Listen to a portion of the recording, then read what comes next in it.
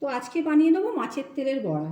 তো এখানে আমি মুসুর ডাল আতপ চাল ভিজিয়ে রেখেছিলাম ঘন্টা দুয়েকের মতো। তারপরে আমি একটু পিষে নিয়েছি, একটু দানা দানা পিষেছি। এর মধ্যে দিয়ে দিয়েছি কাঁচা লঙ্কা পিষে, তার মধ্যে আমি দিয়েছি হলুদ, নুন আর একটু কাশ্মীরি লঙ্কা ঝালের জন্য। এবার আমি এতে দিয়ে দেবো পেঁয়াজ কুচো আর রসুন কুচো।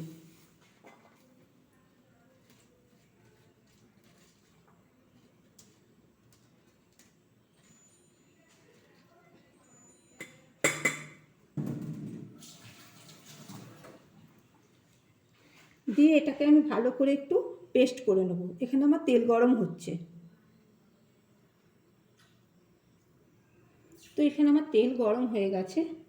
আমি ডালটা পেঁয়াজ রসুন দিয়ে ভালো করে মশলা দিয়ে পেস্ট করে নিয়েছি, নুন হলুদ একটু লঙ্কা গুঁড়ো। আর এখানে আমি ভালো করে ধুয়ে রেখেছি মাছের তেল। তো আমি প্রথমে তেল এখানে আমার গরম হচ্ছে, তো এখানে আমি প্রথমে একটা করে মাছের তেল ছোট ছোট করে কাটা আছে, আমি এর মধ্যে দেব।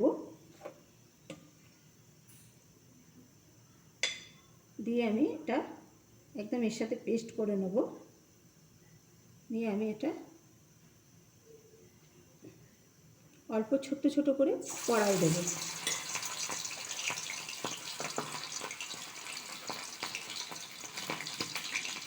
এইভাবে আমি ছোট ছোট করে 4-5টা দিয়ে হালকা করে ভেজে নেব।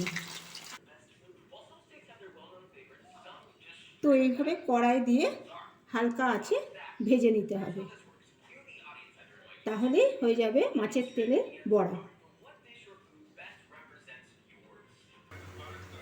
তো খুব হালকা আছে, একদম পাতলা পাতলা করে ভাজতে হবে এবং খুব আস্তে আস্তে এটা তুলতে হবে, কেননা এটা নাহলে ভেঙে যেতে পারে। তো মাছের তেলে বড়া একবার খেয়ে দেখুন, করে দারুণ হয়েছে। এটা আমার বাড়ির লোকেরা বলছে এখন খেতে খেতে। তো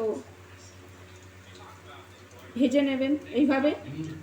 সবসময় মাছের তেলের যে আমরা তরকারি খেতে হবে এমন কোনো কথা না, ভাজাও মাছের তেলে দারুণ খেতে লাগে।